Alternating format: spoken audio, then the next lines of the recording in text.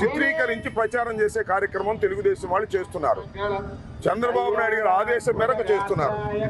చంద్రబాబు నాయుడు గారు ఏం చెప్పారు? పంది కొవ్వు జంతువుల కొవ్వు కలిసిందని ప్రకటించాడు. విచారణలో ఉన్నప్పుడు ప్రకటించాడు, దుర్మార్గంగా ప్రకటించాడు. సిబిఐ రిపోర్ట్ లో పంది కొవ్వు లేదు, పశువుల కొవ్వు లేదని స్పష్టం చేసిన తర్వాత ఇంకా దుష్ప్రచారం చేయడం కోసం ఈనాడు ఆంధ్రజ్యోతిలో వేయటమే కాకుండా మళ్ళీ ఇలా ఫ్లెక్సీలు కట్టి ప్రచారం చేస్తున్నారు. ఇది అన్యాయం. ఈ ఫ్లెక్సీ మీద మేము వచ్చి నిరసన తెలియజేస్తున్నాం. మర్యాదగా 24 hours లోపల ఫ్లెక్సీని చించేయకపోతే వాళ్ళు మేమే వచ్చి చించేస్తామని కూడా ఈ సందర్భంగా మనవి చేస్తున్నాం. మర్యాద పాటించండి, రాజకీయాలు మర్యాదగా చేయండి. రాజకీయాలు ఈ విధంగా విచ్చలవిడిగా ఇష్టం వచ్చినట్టుగా చేస్తే ప్రజలు క్షమించరు.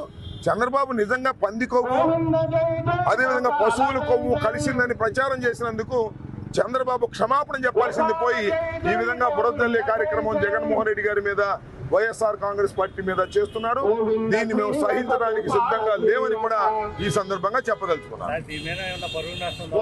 పరువు నష్టాలు ఏమీ అవసరంలా, చించోదలు బారేస్తాం. 10 జిల్లా సంగతి నాకు అనవసరం. ఇక్కడ జరుగుతుంది, రోజు ఇటు వెళ్తున్నాం. మేము ఇంత దుర్మార్గంగా ప్రచారం చేయడం తప్పు. పేపర్ స్టేట్మెంట్స్ ఇచ్చుకోమనండి వాళ్ళకి కావాలిస్తే. ఈ విధంగా ప్రచారం చేస్తే జగన్మోహన్ రెడ్డి గారు బొమ్మేస్తారు, కరుణాకర్ రెడ్డి గారు బొమ్మేస్తారు, సుబ్బారెడ్డి గారు బొమ్మేస్తారు. జంతువుల కొవ్వుతో తయారు చేయబడిన సింథటిక్ ఘీ అని అంటారు. ఏమిటి అన్యాయం? సిబిఐ ఏం చెప్పింది?